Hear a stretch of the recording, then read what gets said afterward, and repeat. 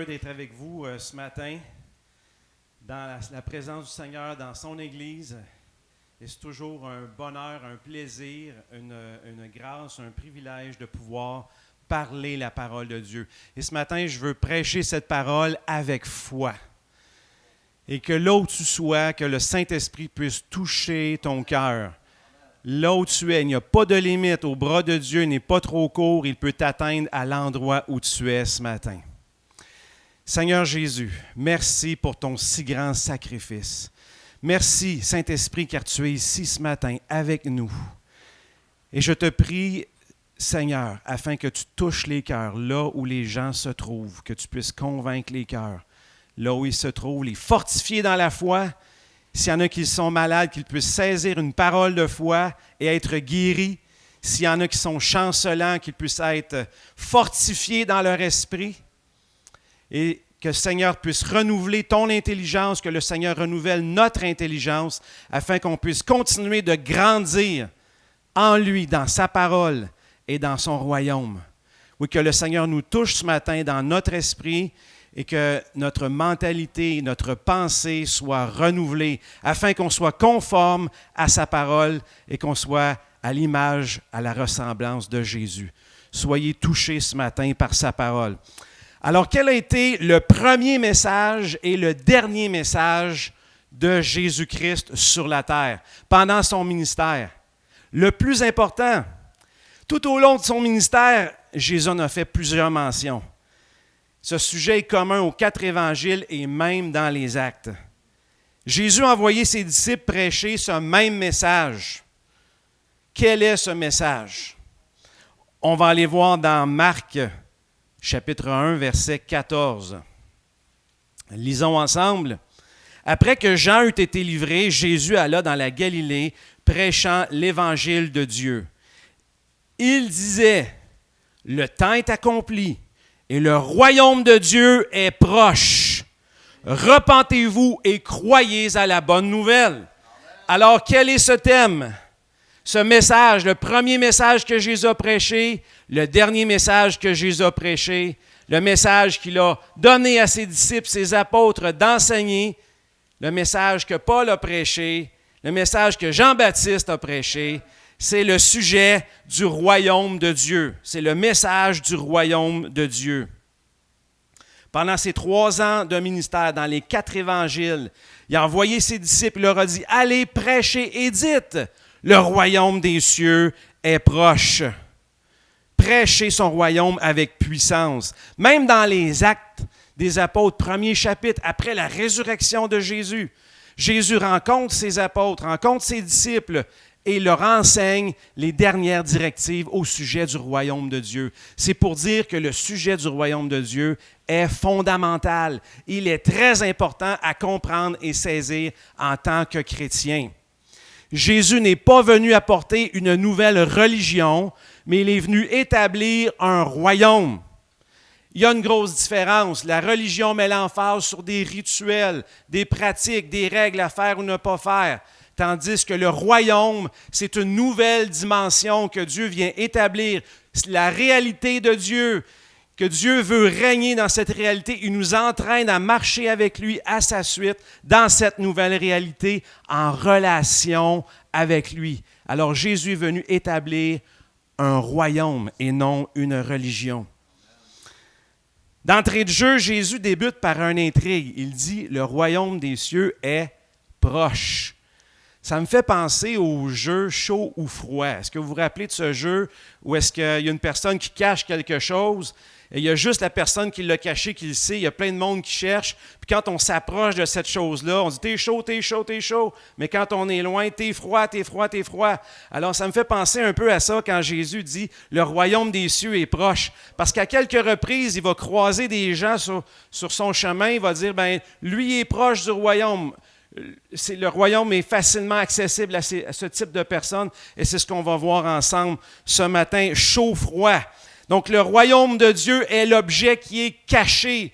Jésus, lui, sait exactement où est le royaume de Dieu et il nous dit si on est chaud ou si on est froid. Et nous sommes les chercheurs du royaume de Dieu. Êtes-vous un chercheur du royaume de Dieu ce matin? Amen. Donc, Jésus a commencé son message par le royaume de Dieu est proche. Est-il à 1 kilomètre? Est-il à 1 mètre? Est-il à 1 centimètre?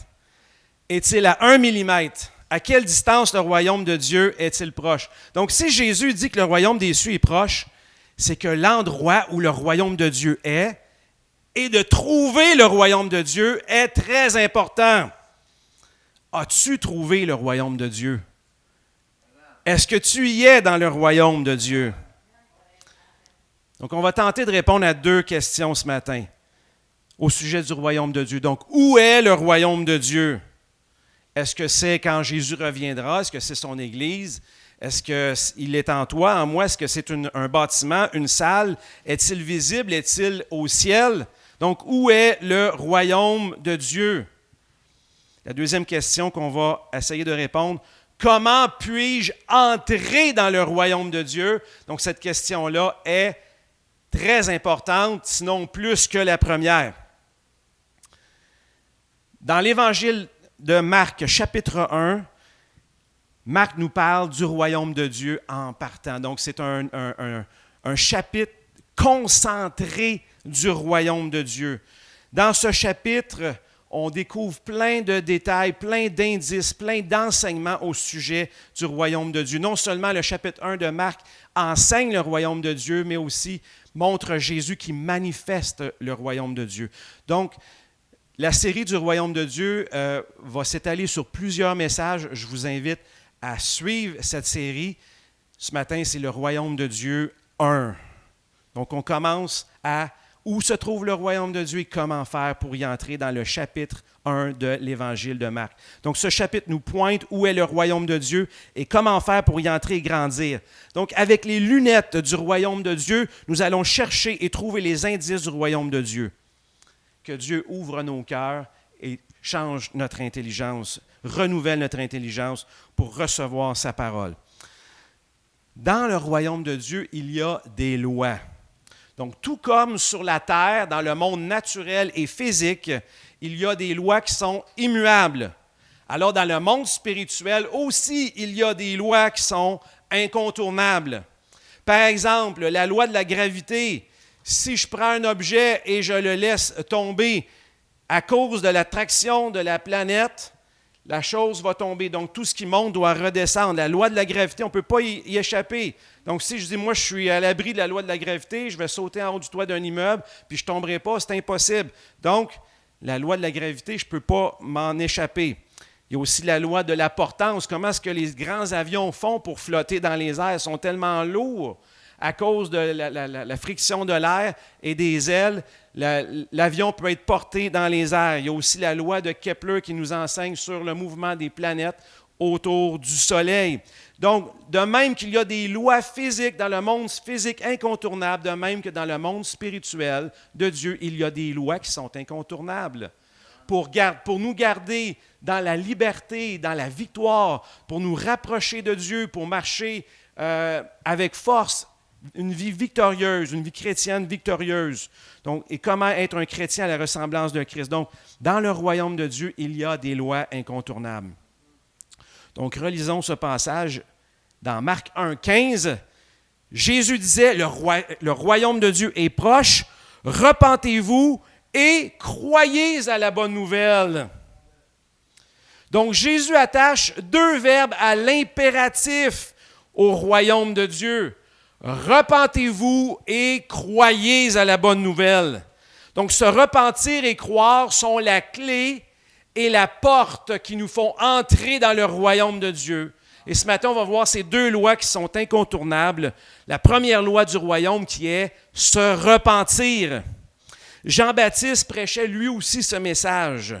En ce temps-là, parut Jean-Baptiste prêchant, ça c'est dans Matthieu 3, 1, prêchant la bonne nouvelle, il disait « Repentez-vous, repentez-vous, car le royaume des cieux est proche. » Et il disait aussi, Jean-Baptiste a ajouté « Produisez donc du fruit digne de la repentance. » Jean met l'emphase sur le mot « produire du fruit de la repentance ».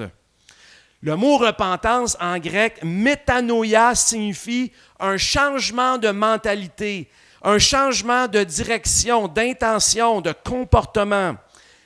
Et ça vient suite à la tristesse qu'on éprouve de nos péchés et la douleur d'avoir offensé Dieu. Donc, la repentance du péché, qui est fondamentale pour chacun des chrétiens, pour pouvoir entrer dans le royaume de Dieu, premièrement, c'est de réaliser notre état. C'est de voir que sans Dieu, on est des pécheurs perdus. Sans Dieu, on est séparés de lui. On est seul. On a un sentiment de vide à l'intérieur, d'éloignement, de tristesse. On a aussi un fardeau, une lourdeur qui nous écrase. Et ça, c'est le Saint-Esprit qui le fait dans nos cœurs. Mais ce n'est pas tout. Il ne faut pas juste avoir ce sentiment de regret, mais il faut prendre une décision, il faut confesser et avouer notre péché et dire « Seigneur, je te demande pardon et je me repens ». Mais ce n'est pas tout. Plusieurs font cette décision, plusieurs ont ce sentiment de regret, plusieurs prennent cette décision, mais il n'y a pas de métanoïa qui s'opère dans leur vie. Il n'y a pas de changement, il n'y a pas de fruits qui sont portés après la repentance. Donc quand je dis oui à Jésus, ensuite, on est supposé de le voir dans ma vie qu'il y a eu un changement de langage, un changement de pensée, un changement de place où est-ce que je me tiens, un changement de choses que je fais, un changement de paroles que je dis ou que je ne devrais pas dire. Donc, la métanoïa, la repentance, doit produire du fruit. Donc, le roi du royaume ne veut pas une repentance du bout des lèvres, mais il veut régner en toi. Il veut un changement de chemin. Il veut que tu passes du chemin large et facile, que tout le monde prend, qui mène à la mort, au chemin étroit et difficile qui mène à la vie. Oui, ça ne sera peut-être pas facile, mais il mène à la vie. Et cette repentance doit porter son fruit. C'est-à-dire que les gens qui sont autour de toi doivent le voir qu'il y a eu un changement. Tristement, beaucoup de personnes se font baptiser, sortent de l'eau et continuent leur ancienne vie. On ne peut pas retourner dans ses péchés passés. La repentance est la clé qui te fait entrer dans le royaume de Dieu. Si tu oublies ta repentance, il y a un problème. Tu ne peux pas retourner sur le chemin large qui mène à la perdition. Dieu veut un demi-tour et non un détour. Il veut un retour à lui qui est radical.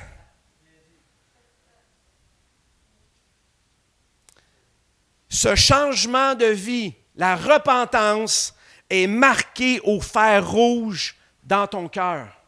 Il est dans ton esprit. Cette repentance est là, un souvenir éternel pour toujours. Il est scellé dans ton esprit. Tu dois toujours te souvenir du jour de ta repentance. Chaque jour, tu dois continuer à marcher dans ce nouveau chemin, le chemin du retour à Dieu, le chemin étroit, le chemin qui mène à la vie, le chemin du changement. Est-ce que ta repentance porte du fruit? Est-ce que les gens autour de toi voient ce changement en toi? Malheureusement, trop de personnes oublient leurs convictions intérieures et le jour de leur repentance et retournent à marcher dans le chemin large de leurs anciens péchés.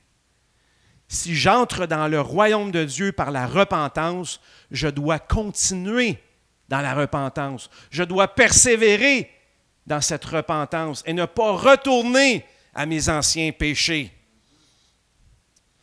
Si tu es d'accord avec moi, tu dis Amen.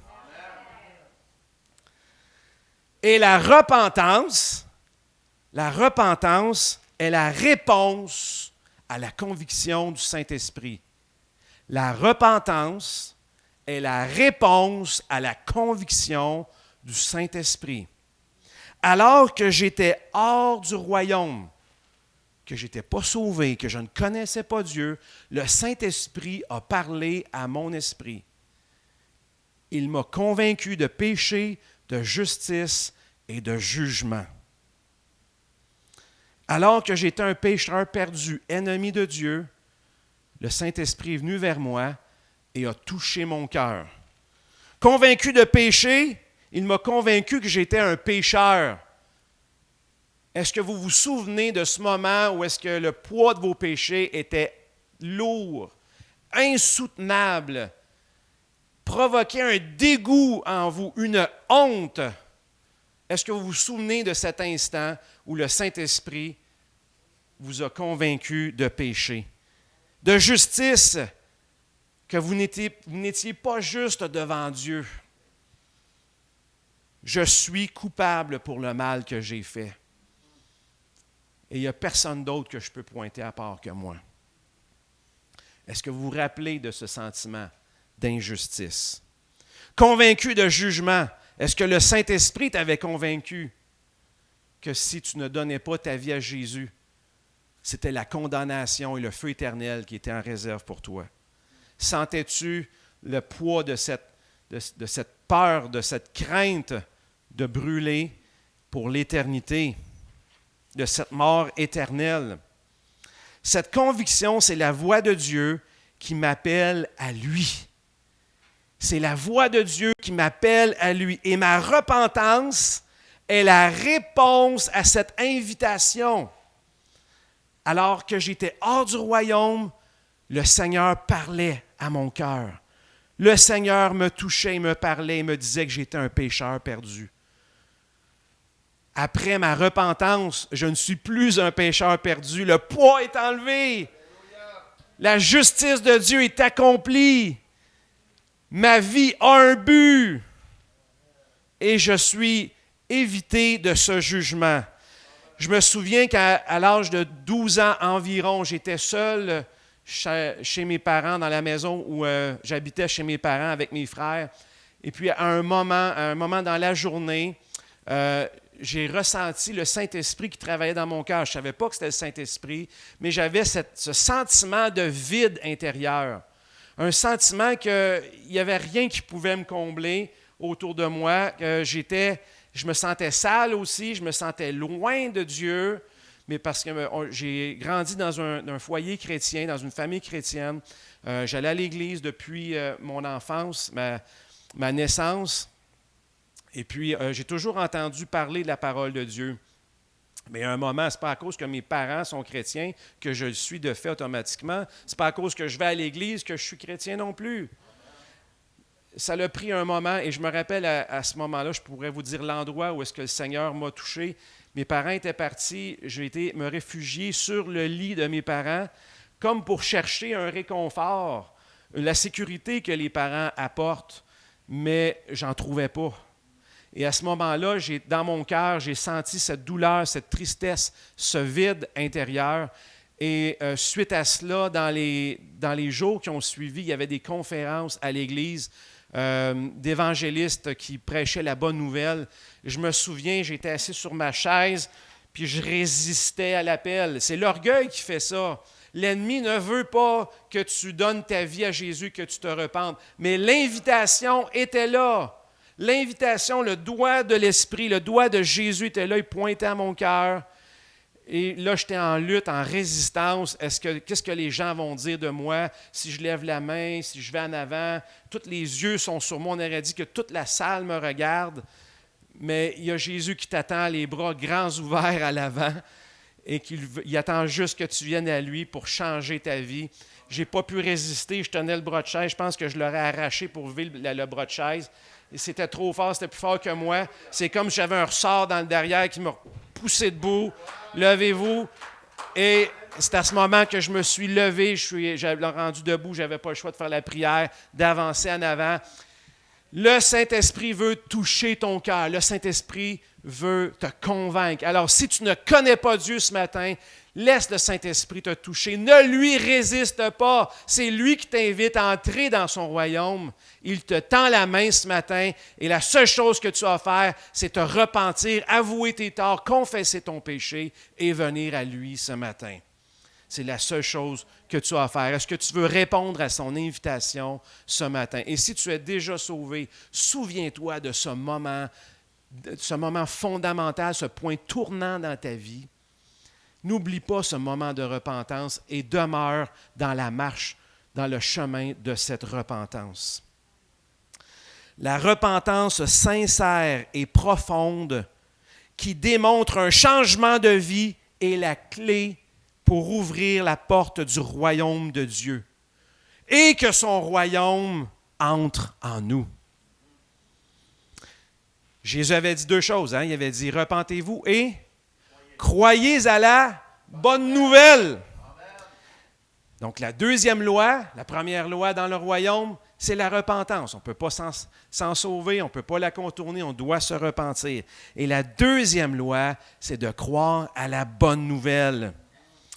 Voici la bonne nouvelle résumée en quelques versets. On le connaît très bien, Jean 3,16.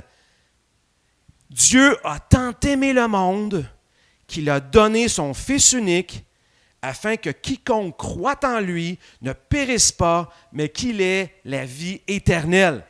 Mais il ne faut pas arrêter là. Il faut continuer. Et trop souvent, on arrête au verset 16.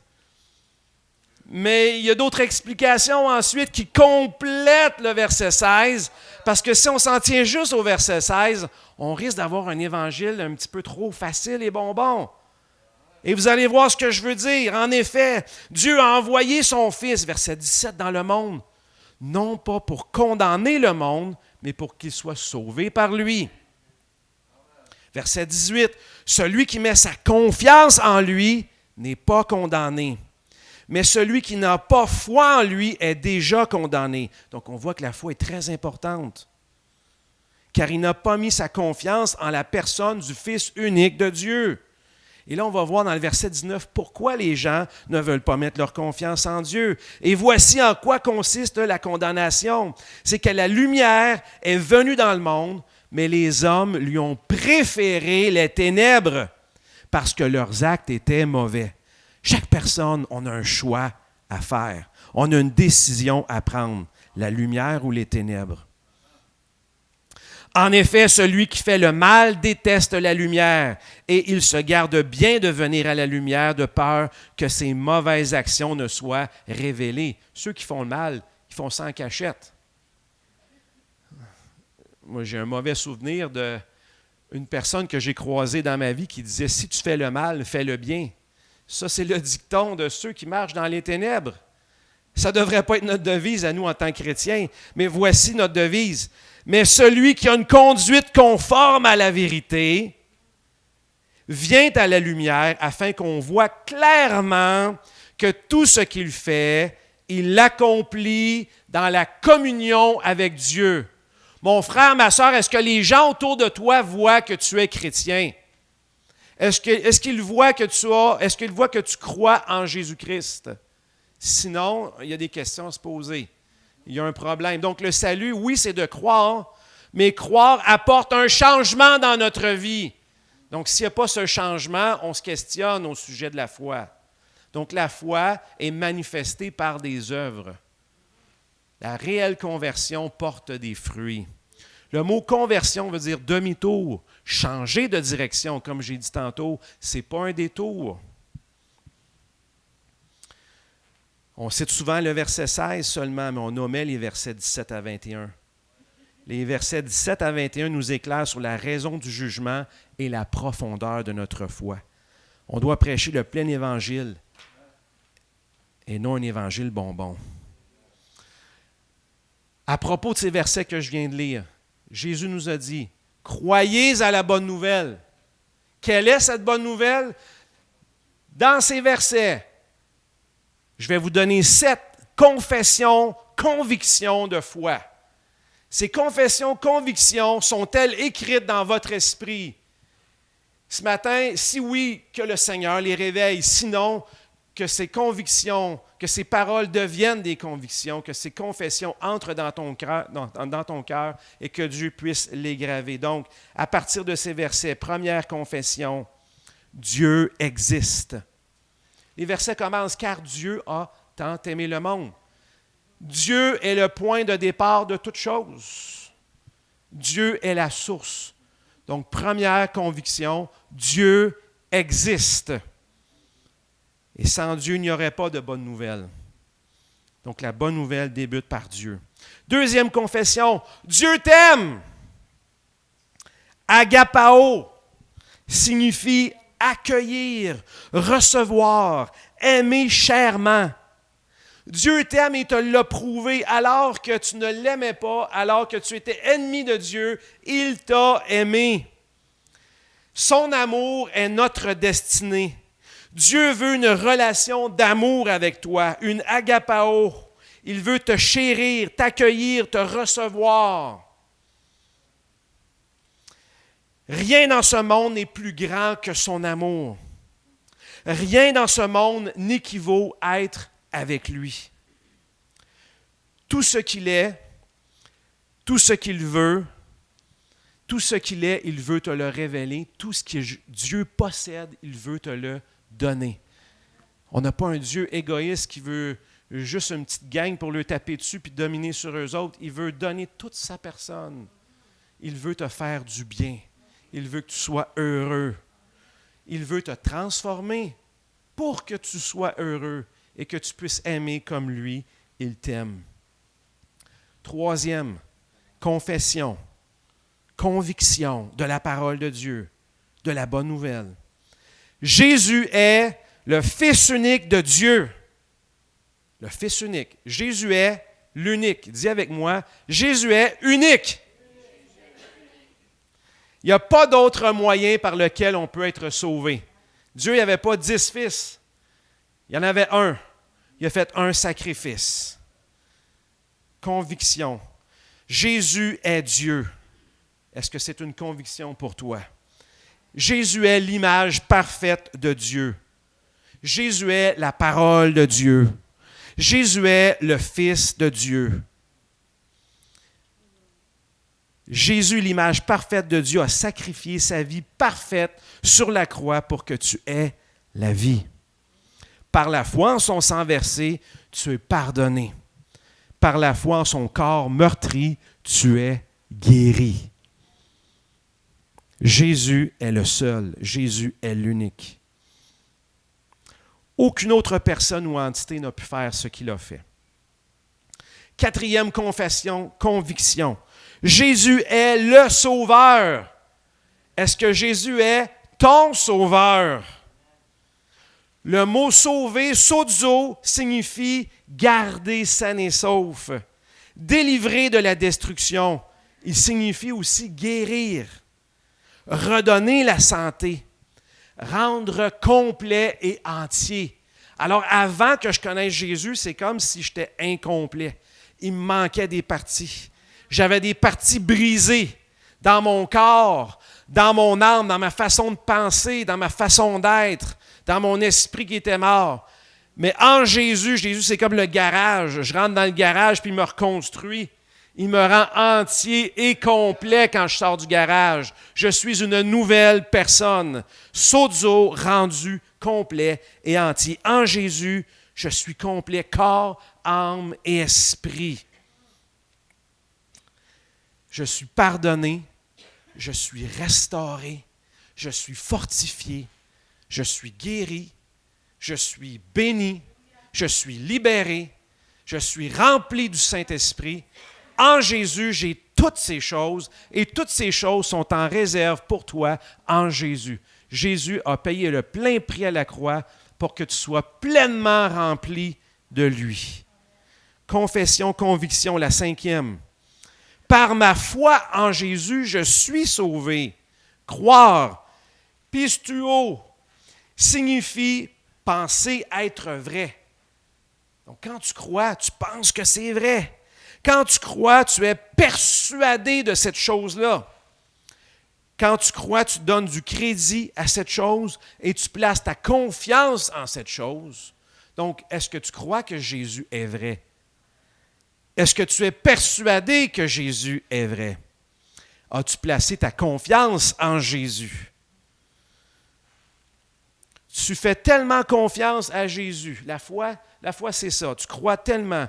Tu fais tellement confiance à Jésus que tu lui confies ta vie.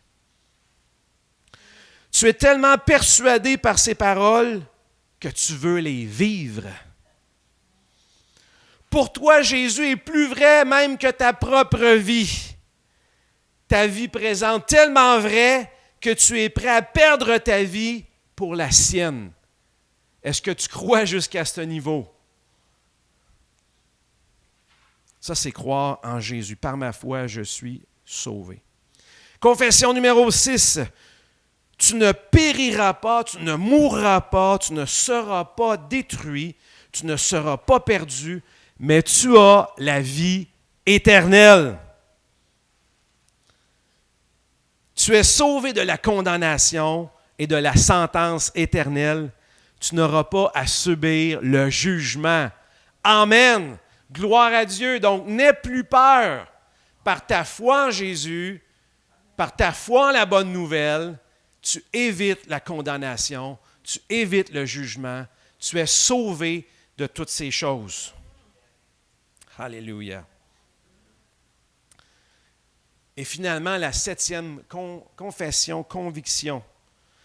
Quand tu viens à Jésus, tu agis conformément à sa vérité. Tu ne fais plus le mal. Tu préfères la lumière au lieu des œuvres des ténèbres. Tout ce que tu fais, tu le fais pour que tous voient ta conversion. Ton salut est conditionnel à ta foi et les fruits de ta foi. Tu es sauvé si tu crois en Jésus et si tu le démontres par ta vie transformée. Tu te perfectionnes en Jésus de jour en jour. Jésus a dit, croyez en la bonne nouvelle. Croyez en la bonne nouvelle. On vient de voir 7 points ensemble, 7 paroles de foi, convictions qui sont des convictions. Ces convictions, Dieu les grave dans ton esprit. Et quand tu croises des gens autour de toi, tu n'as pas besoin de savoir le grec, les gens n'ont pas besoin de savoir une explication. Ils ne veulent pas une théologie, une exégèse. Ils veulent, la seule chose qu'ils ont besoin, une conviction. Ils ont besoin d'une conviction, ils ont besoin d'une parole de foi, mais cette parole-là est écrite dans ton cœur. Tu la transportes avec toi pour toujours, elle est là dans ton esprit. Quand tu as reçu Jésus, tu as reçu la bonne nouvelle de Jésus-Christ, Christ a écrit ses paroles de foi et ses convictions dans ton esprit. Et partout où tu vas, tu transportes que Dieu existe, que Dieu t'aime, que par la foi, je suis sauvé. Par la foi, je n'ai plus affaire au jugement ou la sentence ou la condamnation, que Jésus est mon sauveur, que Jésus est l'unique. Toutes ces paroles-là de foi sont des convictions. Tu es persuadé de ces choses et elles sont en toi. Et c'est ça qui te font entrer dans le royaume de Dieu. Donc, par la repentance et par la foi dans la bonne nouvelle. Et dès lors, tu es entré dans le royaume de Dieu, mais le royaume de Dieu est entré en toi. Et ces paroles sont écrites en toi. Alors, quand tu vas sortir de cette porte ou de chez toi, sache que tu transportes la parole de Dieu en toi qui t'a convaincu. Et cette parole qui t'a convaincu, toi, peut convaincre quelqu'un d'autre aussi. Donc, les gens n'ont pas besoin d'explications, ils ont besoin de conviction. La conviction vient de quoi? La conviction vient de la parole de Dieu. Voici 2 versets qui nous parlent comment la foi peut jaillir. Romains 10, 17. Ainsi, la foi vient de ce qu'on entend, et ce qu'on entend vient de la parole de Christ. Si la parole de Christ est prêchée avec foi, bien sûr.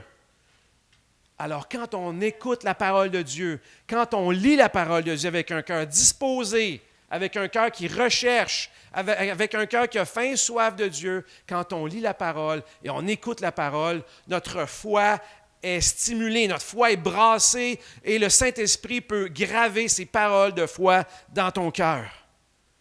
Donc, plus tu lis la Bible, plus tu t'exposes à la parole, plus tu t'exposes à ce que ta foi grandisse et que tu grandisses ce bagage de conviction et de paroles de foi qui est en toi, que tu vas transporter partout où tu vas.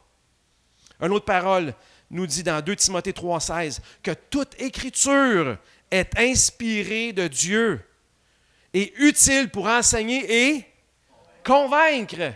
C'est quoi qui convainc? Est-ce que ce sont nos beaux discours persuasifs? Est-ce qu'on a des techniques de vente?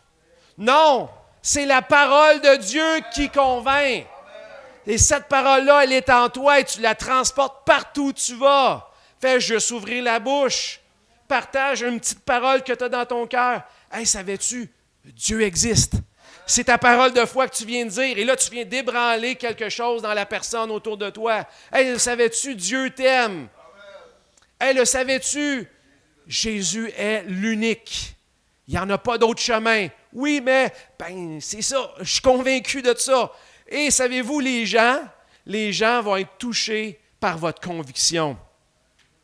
Il y avait cet homme qui était engagé dans l'armée, comme aumônier dans l'armée, responsable d'apporter la parole. C'est un chrétien évangélique qui était quand même assez jeune, il était dans l'armée, il débutait dans la foi.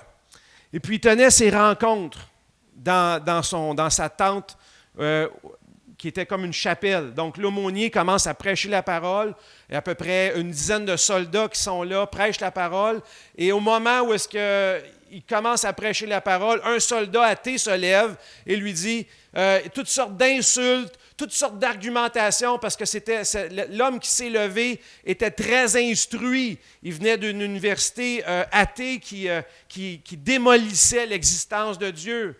Puis il s'est mis à le ridiculiser, à rire de lui, puis à complètement renverser toute la foi, sa confession de foi devant tout le monde. Puis il a même dit à tous les autres soldats, si vous le croyez, restez avec lui, mais si moi, j'ai plus de sens dans mes discours, venez avec moi.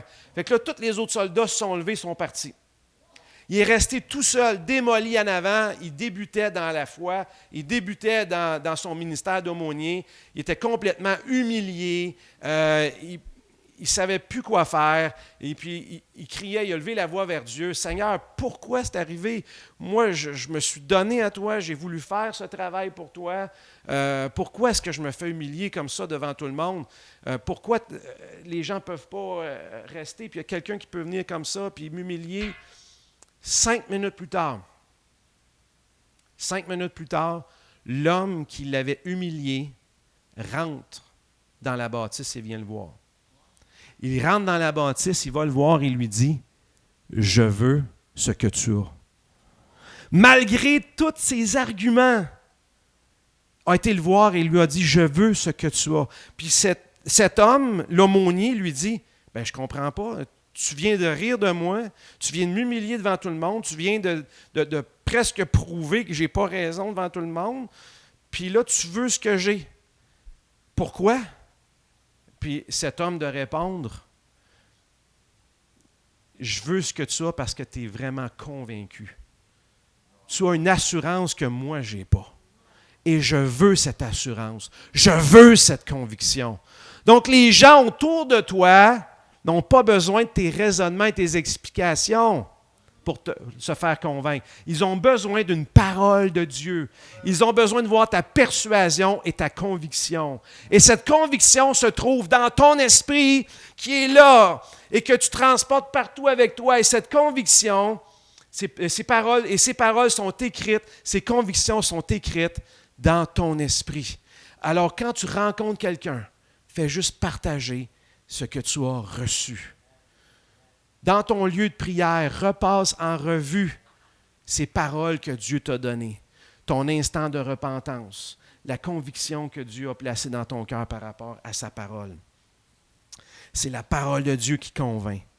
Quand j'entends ou je lis la Bible, je m'expose à la conviction de la parole de Dieu. Plus je lis la Bible avec un cœur disposé qui recherche la voix du Saint-Esprit, plus je suis convaincu par elle et moins je doute et plus je suis ferme dans ma foi. On vous dit souvent, on se dit souvent, ou on nous dit souvent, « Faut pas que tu doutes, faut pas que tu doutes, faut pas que tu doutes. » Bien, oui, on veut bien pas douter, là, c'est quelque chose qui est comme émotionnel, on veut pas douter. Mais qu'est-ce qui ne te fera pas douter? C'est la parole de Dieu qui est devenue une conviction. La parole de Dieu, il faut qu'elle ait pris l'ascenseur vers le bas. Donc, tu l'entends ici, ensuite elle descend dans ton cœur et Dieu la grave dans ton esprit, tu la saisis, tu décides d'y croire et elle est là pour toujours. Et ça devient une conviction. Et quand la parole devient une conviction, il n'y a plus de place pour le doute. Quand tu es convaincu, tu ne doutes pas. Cette conviction va venir de la parole de Dieu. Que le Saint-Esprit va faire passer de ta tête à ton esprit, va la graver en toi. À propos de la foi, dans Hébreux 11, 1, la foi est une substance. Donc, c'est quelque chose qui est invisible. Cette substance, c'est la parole de Dieu. Et la substance des choses qu'on espère, une conviction de celles qu'on ne voit pas. Donc, la substance, c'est la parole de Dieu qui est placée dans mon cœur. Et cette substance me donne une conviction. Donc, ça, c'est la foi. Donc, ma foi est fondée sur une conviction. Si tu n'as pas de conviction, tu ne peux pas croire. Tu seras toujours en proie au doute. Attention, mes convictions ne sont pas mes opinions. Ce n'est pas ce que je pense, c'est ce que la parole de Dieu dit. C'est la révélation de la parole de Dieu. Donc, mes opinions ne sont pas mes convictions. Ma conviction vient de la révélation de la parole de Dieu à mon esprit. Donc, accroche-toi aux convictions de la parole de Dieu que Dieu t'a données. Est-ce que Dieu t'a donné des convictions? Combien as-tu de convictions? En veux-tu plus? Aimerais-tu avoir un gros bagage de convictions à transporter pour les partager à tout le monde? Est-ce que tu continues à bâtir sur ces convictions de la parole de Dieu en toi? Donc, que tu puisses repasser dans ton cœur, dans ton esprit, toutes ces convictions que Dieu a gravées en toi et qu'ils font ce que tu es, ce que Dieu veut que tu sois. Si Dieu a gravé ces convictions dans ton cœur, c'est que tu es entré dans le royaume de Dieu et que son royaume est entré en toi. Donc, le royaume de Dieu, où se trouve-t-il? Il se trouve là. Le royaume de Dieu, c'est Jésus, le roi, qui vient établir son règne en moi. Donc, Jésus n'est pas venu apporter une religion, mais un royaume. Une religion, c'est extérieur à nous. C'est des règles qu'il faut faire, pas faire. Il faut que tu fasses ci, il ne faut pas que tu fasses ça. Mais le royaume de Dieu, c'est le roi Jésus qui vient habiter en toi et écrire en toi ses lois, ses paroles, et qui vient déposer en toi son esprit afin de te transformer pour que tu puisses marcher à sa suite, à la suite du roi, en relation avec lui, dans cette nouvelle réalité de son royaume. Donc, le royaume de Dieu vient en toi et toi, tu vas dans le royaume de Dieu. Et son royaume est illimité. Tu ne peux pas dire à un moment donné dans ta vie, oh, je pense que j'ai tout découvert au sujet du royaume de Dieu. Je suis arrivé là. Le royaume de Dieu est illimité. Même rendu à mon presque demi-siècle, je continue d'apprendre des choses sur Dieu et son royaume. Des fois, j'aurais voulu les savoir beaucoup plus avant. Ça m'aurait sauvé bien des erreurs ou des gaffes. Je pense que c'est la même chose pour tout le monde. Mais gloire à Dieu! Gloire à Dieu parce que Dieu, dans son jeu de chaud-froid avec nous, il me dit que je me réchauffe. Est-ce que Dieu vous dit que vous vous réchauffez? Il ne faut pas se refroidir. Hein? S'il dit t'es froid, revire de bord, retourne sur le bon chemin. Le chemin étroit qui mène à la vie. Cours, va chercher le royaume de Dieu. Ses trésors sont dans son royaume et Dieu veut placer ses trésors en toi et il place ses trésors en toi. Sa parole, sa bonne nouvelle est en toi. Sa repentance, il l'a écrite en toi. Continue de marcher dans cette repentance. Continue de marcher sur le chemin étroit. Continue de bâtir sur ces convictions de la parole de Dieu en toi, de la bonne nouvelle, et partage-les tout autour de toi parce que tu les transportes. Elles sont avec toi pour toujours. Même quand tu vas mourir, tu vas arriver au ciel et ces convictions qui sont en toi, tout ce qui est dans ton esprit va exploser, va rayonner, va briller. Alors va puiser tout ce qui est dans ton esprit, partage-le autour de toi et concentre-toi sur le royaume de Dieu. Même Jésus a dit, cherchez d'abord le royaume. Cherche son royaume et tu ne seras pas déçu. Prions ensemble. Père, je te remercie pour cette parole. Je te remercie parce que ta parole est une parole vivante. Ta parole est une parole de foi. Ta parole transforme celui qui la reçoit avec foi. Que tu puisses graver cette parole dans les cœurs. Que tu puisses inscrire cette parole au fer rouge dans les cœurs. Et que cette parole ne soit jamais ôtée. Qu'elle soit une conviction et que jamais l'ennemi puisse arracher cette parole. Et que plutôt cette parole puisse faire fuir l'ennemi. Je te prie afin que tes enfants résistent à l'ennemi qui sont proies au doute et qu'ils puissent s'accrocher fermement à ces paroles comme une ancre solide, que même si les vents et marées cherchent à faire bousculer la barque de leur vie, ne seront pas chavirés, mais ils vont rester ancrés dans la parole de Dieu. Oui, Seigneur, réveille cette parole en eux et que s'il y en a qui ont fait demi-tour, qu'ils retournent à toi. Qu'ils reviennent à toi, qu'ils reviennent sur ce chemin étroit. Ce chemin n'est pas facile, ce chemin est difficile, mais il mène à la vie. Ne continue pas à marcher sur le chemin large, le chemin facile, car il mène à la mort. Reviens à Dieu, reviens à lui. Écoute la voix de l'Esprit, sens son doigt qui touche ton cœur, reviens à lui. Repens-toi. Et continue de marcher dans cette repentance. Marche dans la foi de la bonne nouvelle, de ces paroles. Et sois généreux. Partage-les tout autour de toi. Ne sois pas égoïste. Ne les garde pas à l'intérieur de toi. Et que ta vie porte les fruits de la repentance. Que tous ceux qui sont autour de toi puissent voir ce fruit. Que tu es changé. Que tu es converti, que tu es à Jésus, que tu lui as confié ta vie. Oui, que le Seigneur touche vos cœurs. Ne résistez pas au Saint-Esprit. L'orgueil n'en vaut pas la peine. Les choses de ce monde n'en valent pas la peine. La plus belle chose, c'est de vivre une vie de victoire avec Jésus-Christ. Que le Seigneur renouvelle vos pensées, que le Seigneur vous fortifie, que le Seigneur rétablisse votre santé si vous êtes malade, que le Seigneur vous mette en pleine santé, que le Seigneur tourne son visage vers vous, que vous reflétiez sa gloire, que l'Éternel vous bénisse et que vous transportiez cette bénédiction, que l'Éternel vous protège et vous garde, que l'Éternel vous fasse prospérer, vous accorde la paix. Qu'il vous chérisse et qu'il vous le garde et qu'il vous garde avec bienveillance, qu'il veille sur votre bien chaque instant de votre vie. Transportez la gloire de Dieu en vous. Faites briller Jésus en vous.